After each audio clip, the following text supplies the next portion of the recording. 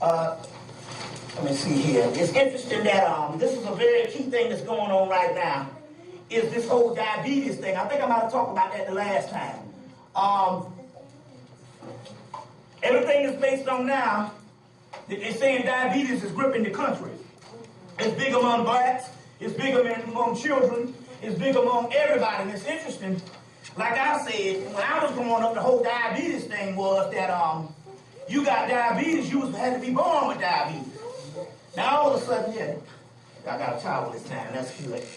Now all of a sudden, they're talking about this type 2 diabetes, but it's interesting because on one hand, they talk about the type 2 diabetes, and they, on one hand, they say that this is type 2 is not as severe as type 1. Type 1 is genetic, supposed to be, or whatever the deal is.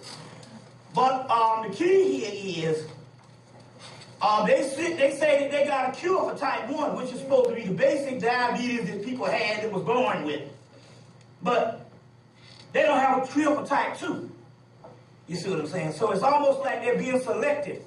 They will cure doggone diabetes, the older one, because they can, as far as the original one, because the simple fact there's a lot of money in that to get rid of certain things that people can't get rid of. But type 2 diabetes is a moneymaker. That's one that they established based on genetic engineering.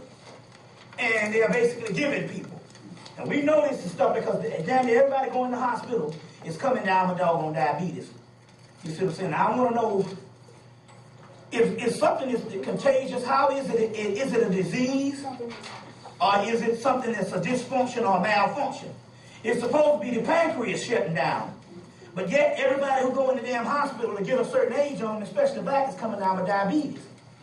You see, so basically in so many words, you know that they are engineering, not disease, but even disorders or dysfunctions or malfunctions or whatever you want to deal with. They're engineering all this particular stuff here.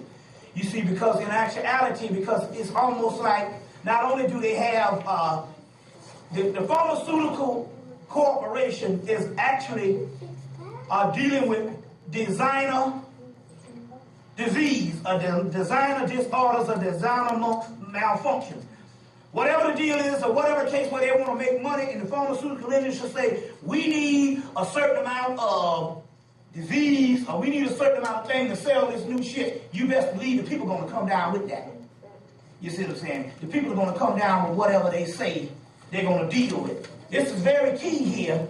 And basically, in so many words, one of the keys on that is the people who go into hospitals, the people who have contact with these particular doctors, you see, is one of the main ways on how they can do this particular stuff. And so basically, so many words, they can create or they can get rid of what they want to get rid of. You see, and it was interesting because they said, well, because they said, what is the number one killer? Is the number one killer malpractice? They said it's the number 2 killer in the country is malpractice. Misdiagnosis. But it's on misdiagnosis. The problem here is, they had one guy on Tony Brown and he was saying no. It's even higher than that.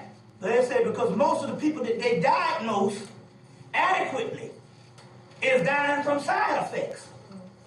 So they're saying that the number 1 killer in America is doctors, period. Whether they're misdiagnosing something or whether they're regular diagnosing something, the side effects alone. So we're talking about a whole guinea pig function that is going down with this entire medical industry. You see what I'm saying? Based on the pharmaceutical thing, based on the pharmaceuticals industry, is on one hand, they have to create new designer illnesses. I call them designer illnesses because basically, whatever drug they want to sell, that's the one you're going to come down with.